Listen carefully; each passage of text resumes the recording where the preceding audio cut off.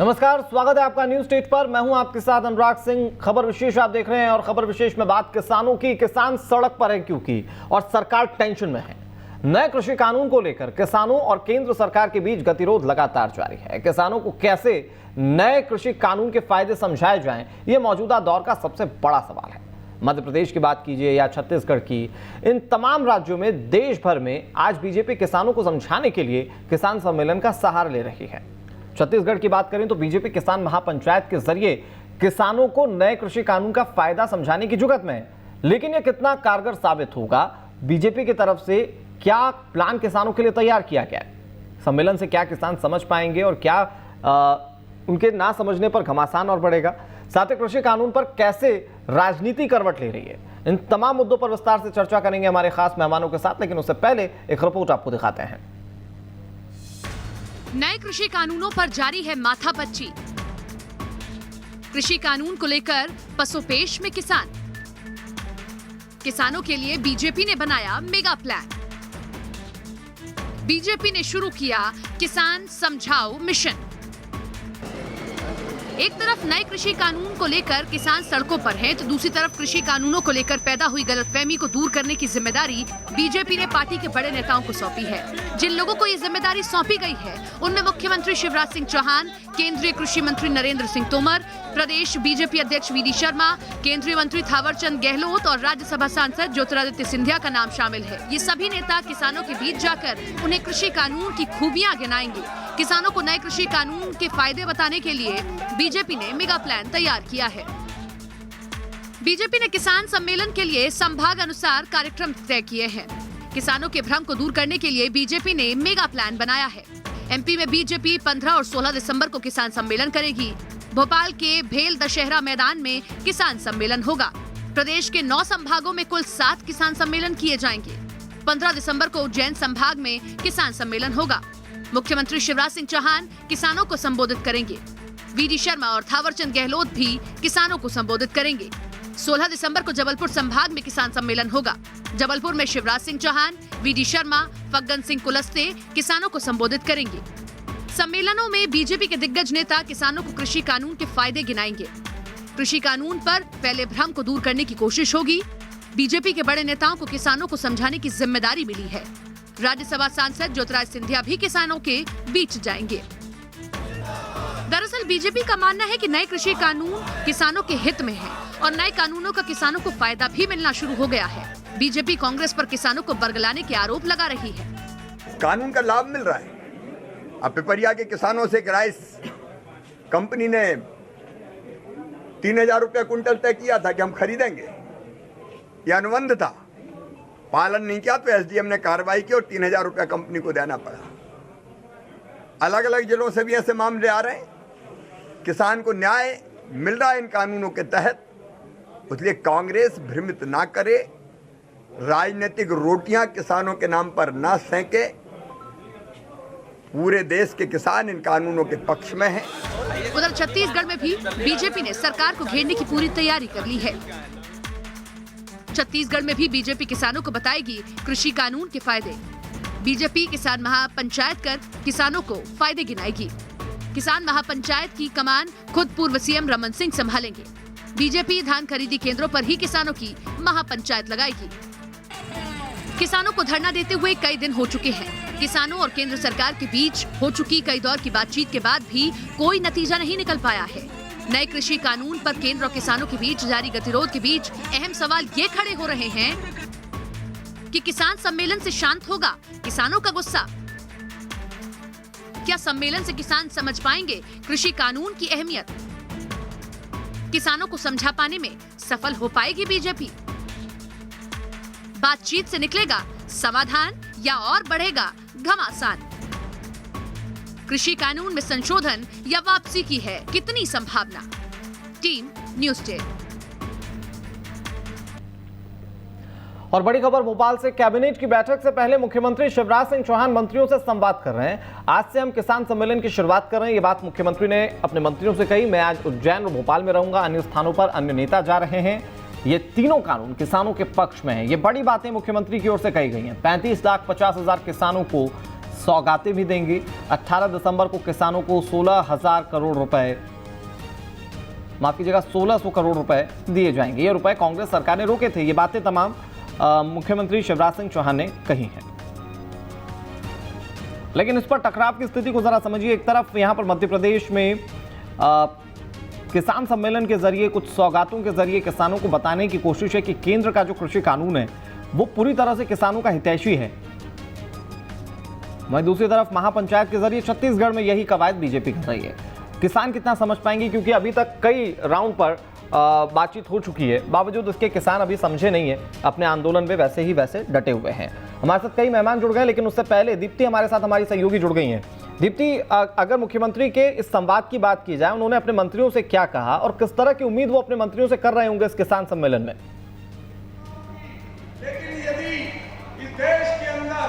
देखिए, सबसे बड़ी बात ये कि मुख्यमंत्री ने अपने मंत्रियों को सबसे पहले ये कहा कि हम किसान सम्मेलन करने जा रहे हैं। किसान सम्मेलन का पूरा मकसद समझाया कि उसका मकसद जो है वो नए कृषि कानून को ये समझाना है, किसानों को ये कन्विंस करना है कि वो उनके फेवर में है और जो आंदोलन हो रहा है वो गलत है, और जो आंदोलन करने वाले हैं वो उनके किसानों के इस आंदोलन का गलत फायदा विपक्षी दल उठा रहे हैं। तो बेसिकली जो पूरा फोकस है इस वक्त मध्य प्रदेश सरकार का वो किसान आंदोलन को लेकर है, नए कृषि कानून को लेकर है। और अनुराग, आपको पता होगा कि मध्य प्रदेश में नए कृषि कानून के तहत जो है सबसे पहले जो है मुकदमा दर्ज हुआ मध्य प्रदेश के होशंगाबाद जिले में। तो इस तरह से लगातार जो फोकस है वो सिर्फ किसान है, अनुराग। और एक बहुत बड़ी बात यह है कि इस वक्त किसान आंदोलन पूरे देश में चल रहा है, तो निश्चित ही वो अपने आप में बहुत इंपॉर्टेंस रखता है।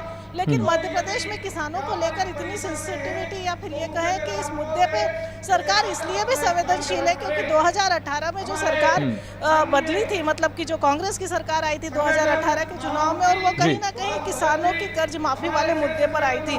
मतलब उस विधानसभा चुनाव में भी किसान एक बहुत बड़ा मुद्दा था, फिर चाहे वो किसान की कर्ज माफी हो या कोई और मुद्दे रहे हों। तो यही वजह है कि किसानों को साधने में सरकार कोई कसर नहीं छोड़ रही है। जो एग्रीकल्चर मिनिस्टर है वो सरकार तो अपनी तरफ से कोशिश कर रही है, लेकिन एक और सवाल ये कि वहां पर कितनी बड़े मास में या फिर कितनी बड़ी संख्या में किसान जो है वो सरकार तक पहुंच पा रहे हैं। वहां पर अगर आप संख्या बता पाएं, क्योंकि एक उस रैली से या सम्मेलन से हम समझ भी पाएंगे कि किस तरीके से दूसरे जिलों में भी या दूसरे भी क्षेत्रों में जहां पर ये किसान सम्मेलन होगा, वहां पर किसानों का रुझान इस सम्मेलन को लेकर कितना है? देखिए, किसानों का रुझान तो ये है कि अगर गांव-गांव और चौपाल जाते हैं तो निश्चित ही किसान कलेक्ट हो जाते हैं, क्योंकि मंत्री खुद जाते हैं। मेरे कैमरामैन हिमांशु आपको दिखा रहे हैं कि यहाँ अभी तक कितने किसान पहुँच पाए हैं। हालांकि अभी किसानों के आने का सिलसिला शुरू हो रहा है, और ये कहा गया है कि जो ऑफिशियल सम्मेलन होगा वो लगभग 1:30-2 बजे के आसपास शुरू होगा। और मैं आपको बता दूं अनुराग, ये जो आप संख्या देख रहे हैं, काफ़ी सोशल डिस्टेंसिंग का ध्यान रखते हुए कुर्सियाँ रखी गई हैं, लेकिन अभी उस हिसाब से बहुत सारे किसान यहाँ तक नहीं पहुँचे हैं।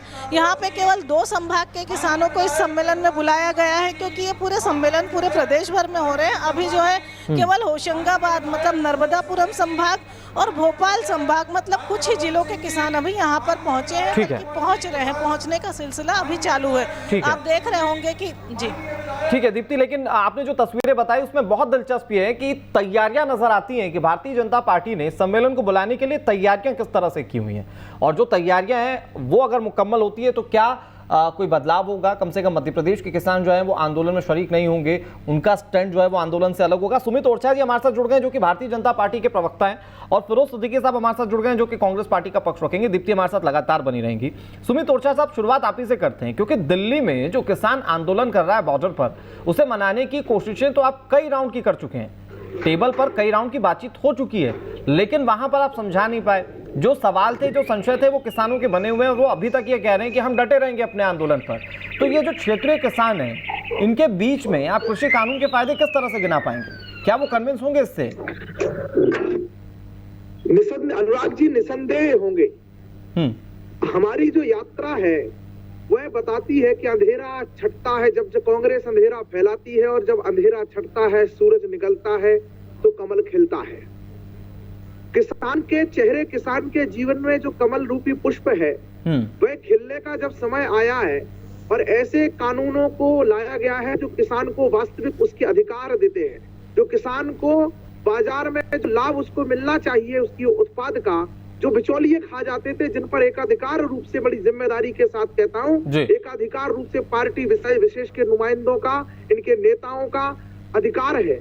ऐसे लोगों को जब बीच से हटा करके किसान को सीधे बाजार का लाभ देने की चेष्टा हमारी सरकार करने जा रही है, तो जैसा कि हमेशा होता है कि देश की जनता का जहां भला होगा, किसान का, गरीब का, मजदूर का जहां भला होगा, वहां कांग्रेस अपना भ्रम लेकर के, षड्यंत्र लेकर के, असत्य लेकर के, उसकी अवधारणाएं लेकर के आएगी और भ्रम फैलाने का काम करेगी। शायद मेरा सवाल गलत इंटरप्रेट हुआ। सवाल जो था वो दरअसल आप कन्विंस कैसे कर पाएंगे? सवाल तो ये पूछा ही नहीं कि कौन इसके पीछे क्या कर रहा है, कहाँ कर रहा है। वो समझने के लिए हर व्यक्ति अपने आप में विवेक रखता है। अनुराग जी वहीं तक आ रहा हूँ। नहीं, आप भूमिका बहुत लंबी बांध दे रहे हैं ना सर, मैंने तो आपको पूरा मौका दिया, आपकी भूमिका ही खत्म नहीं हो रही थी। हमारा बुंदेलखंड में कहावत है कि नींद में सोए हुए आदमी को जगाया जा सकता है, पर नींद की नौटंकी कर रहे आदमी को जगाना कठिन होता है। तो जो लोग पूर्वाग्रह से ग्रसित होकर के टेबल पर आएंगे, सामने आएंगे, ऑफिस में आएंगे, वो जरूर नहीं समझेंगे। लेकिन जो किसान है, जिसके पास कांग्रेस भ्रम लेकर के जा रही है, वह हमेशा देश की जनता, भारतीय जनता पार्टी के साथ खड़ी हुई है। हमारा विश्वास है कि हमारा नेतृत्व, हमारा कार्यकर्ता गांव में जाएगा, चौपाल लगाएगा, किसानों से बात करेगा। अभी हम संभाग स्तर पर कर रहे हैं, हम बूथ केंद्र पर जाकर भी किसान से संवाद करेंगे।